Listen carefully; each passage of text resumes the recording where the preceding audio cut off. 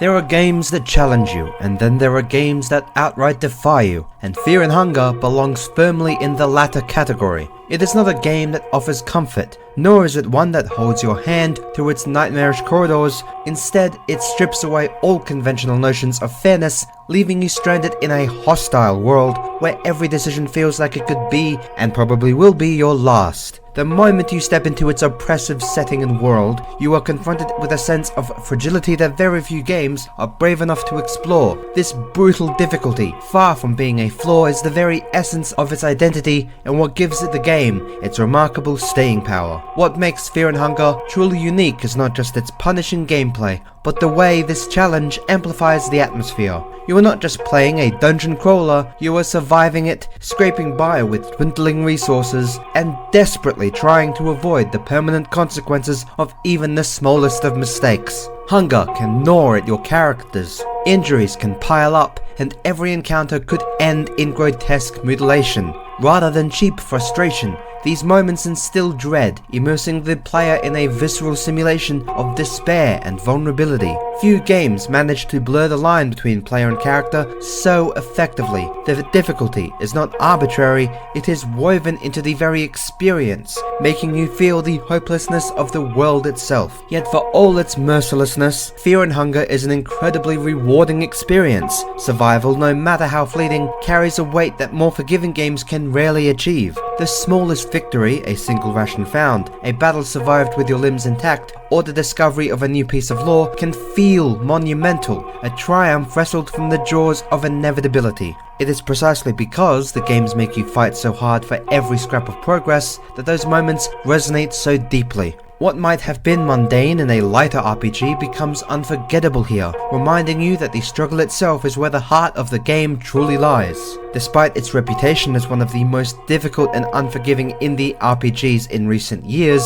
Fear and Hunger is worth playing. It isn't designed to be beaten in the traditional sense, but to be endured, explored, and respected. The difficulty becomes the lens through which its bleak story, oppressive world building, and grotesque yet fascinating artistry can be truly appreciated. It is a work of art that asks as much of the player, but rewards them with an unforgettable experience unlike anything else in indie gaming. To play Fear and Hunger is not to simply play a game, it is to willingly step into a nightmare and test how long you can survive within it, and that alone makes it an experience worth having. To describe Fear and Hunger as a game of trial and error would be putting it far too lightly. It is, in truth, a game of trial and lots and lots and lots of errors, where failure is not just expected, but practically guaranteed. From the very start, the odds are stacked so heavily against you that survival feels like fleeting dreams rather than a concrete goal. Every hallway hides a new trap, every enemy encounter risks dismemberment or death, and even the most basic of needs, food, light, and rest, become insurmountable obstacles if managed poorly. Where other games might punish mistakes in small increments, Fear and Hunger makes them catastrophic, ensuring that every misstep, every oversight becomes a defining moment in your journey. This ruthless design is not just sadism on the developer's part, it is the game's most important feature, its unique selling point, because in a genre where so many games can be broken down into predictable loops and safe strategies, Fear and Hunger thrives on uncertainty.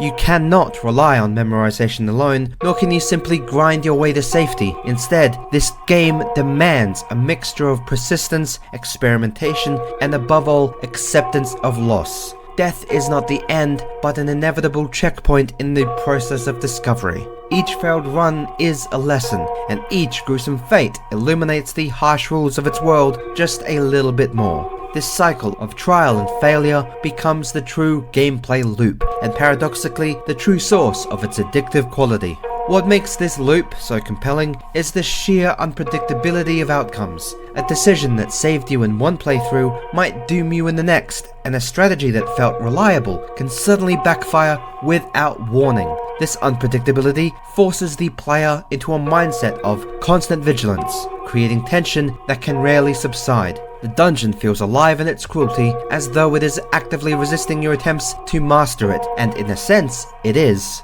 Fear and Hunger does not want you to conquer it effortlessly, but to wrestle with it, to learn its twisted language and lore through repeated upon repeated failures. That is why the lots and lots of errors are not only inevitable, but integral to the experience of Fear and Hunger. They are not blemishes on the game's design, they are the design. Every failed attempt is a story in itself, a tale of how you underestimated an enemy, mismanaged your rations, or trusted a situation that turned out to be a trap. Slowly you begin to carve knowledge from suffering, and in doing so you find progress not just in survival, but in true understanding. This is the very heart of Fear and Hunger's unique identity, a game that teaches you through failure, and in doing so turns the very act of error into the most rewarding element of play.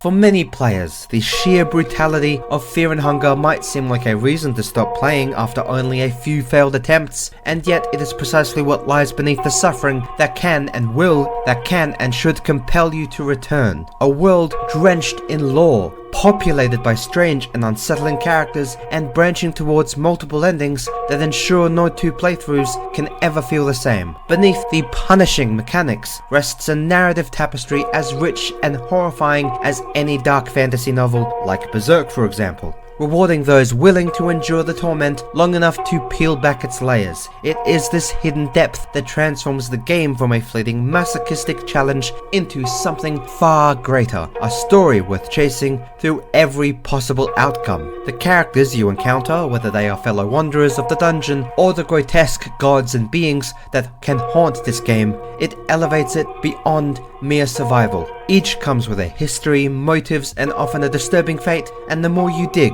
the clearer the picture of this bleak universe becomes.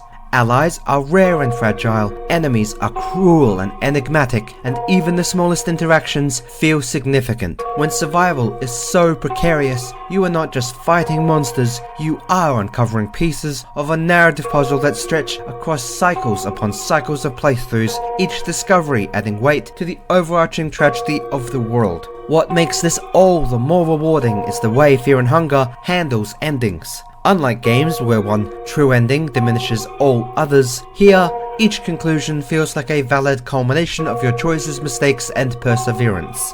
Whether your journey ends in despair, a Pyrrhic victory, or something resembling triumph, the sense of finality resonates because of the suffering you endured to reach it. And with multiple possible paths to explore, the game quietly encourages you to start again, to push deeper, and to uncover the threads you missed the first time. When many RPGs, especially those of the indie space, can feel disposable once finished, Fear and Hunger can thrive and does thrive in its replayability, daring you to challenge yourself anew just to see what other horrors and revelations and ways of dying await you. This is what makes the game's difficulty feel not only tolerable but purposeful. Each run is less about beating the game in a traditional RPG sense, and more about unveiling it, peeling back the darkness layer by layer. The lore, the characters, and the multiple endings transform the cycle of trial and error into something truly meaningful, giving context and weight to the suffering that you endure.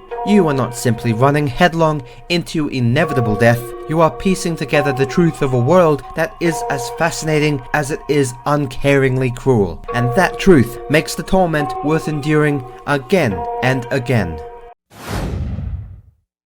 When a game as unforgiving and unforgettable as Fear and Hunger carves its name into the psyche of players, the question naturally arises: how could a sequel possibly live up to such a legacy? Yet, remarkably, Fear and Hunger 2, Termina, not only meets those expectations, but expands upon them in ways that solidify the series as something more than a one-off cult classic.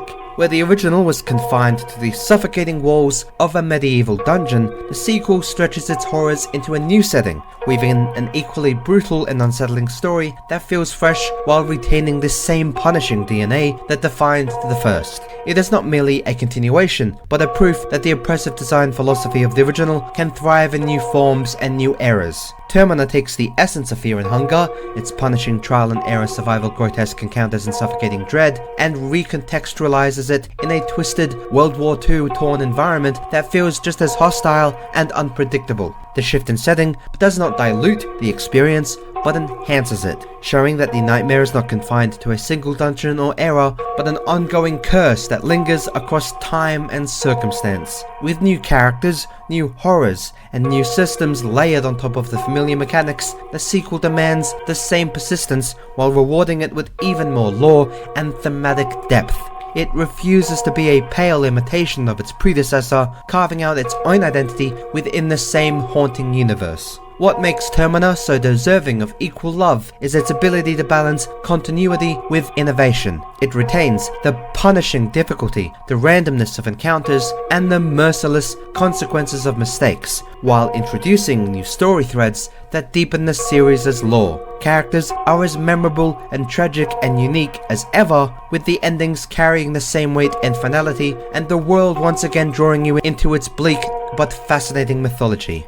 At the same time, the new elements ensure that it never feels redundant. The sequel is not simply there to remind players of the first game's greatness, it actively expands the boundaries of what the series can be. In a world where many sequels fall into the trap of softening edges or chasing accessibility, Fear and Hunger 2 Termina stands tall by remaining uncompromisingly faithful to what the first game is all about. It does not shy away from the cruelty, but instead doubles down on it, presenting a nightmare equally worth enduring. If the original taught us the language of despair through trial and error, the sequel speaks that language fluently while adding new layers of meaning. It is a game that proves that lightning can indeed strike twice, and for that reason, it deserves just as much love and attention as the game that started it all. At first glance, Fear and Hunger and its sequel Termina may seem like games designed only for the most masochistic of players, experiences so punishing and unrelenting that they could easily be dismissed as inaccessible, yet to stop there would be to overlook what makes them truly remarkable. Beneath the incredibly brutal mechanics lies a world of rich lore, unforgettable characters, and thematic weight that transforms the suffering into something meaningful. These games do not exist to frustrate for frustration's sake, they exist to challenge players, to endure, to adapt, and to uncover the beauty hidden within the bleakest of nightmarish worlds. The cycle of failure and learning is not a punishment, but the foundation upon which every meaningful discovery rests. Each error deepens your understanding of the mechanics, while every small victory carries immense satisfaction precisely because it was so hard won. And it is through this interplay of despair and persistence that the world of Fear and Hunger comes alive. The lore, the endings, and the sense of inevitability all work hand in hand with the difficulty to create an experience unlike any other in the RPG or the indie RPG landscape. With Fear and Hunger 2 Termina proving the formula can evolve without losing its core identity, this series as a whole has established itself as something far greater than just a niche curiosity. It has become a testament to the power of game design that refuses to compromise, daring to place the weight of survival back into the hands of the player. In a time when many games strive for accessibility and convenience, Fear and Hunger stands as a bold reminder that difficulty, when wielded with purpose, can create moments of raw, emotional resonance that lingers long after the screen fades to black. Ultimately, what makes these games worth playing and worth remembering is not just their challenge, but the stories they force you to carve out of your own suffering. Every failure becomes a part of the journey. Every fragment of lore a reason to continue, and every ending a reflection of the cost of survival. Fear and Hunger is not just a game to be played, but a nightmare to be endured, and in that endurance lies the very heart of its brilliance. For those willing to brave its darkness and unforgiving depth, there is no other experience quite like it.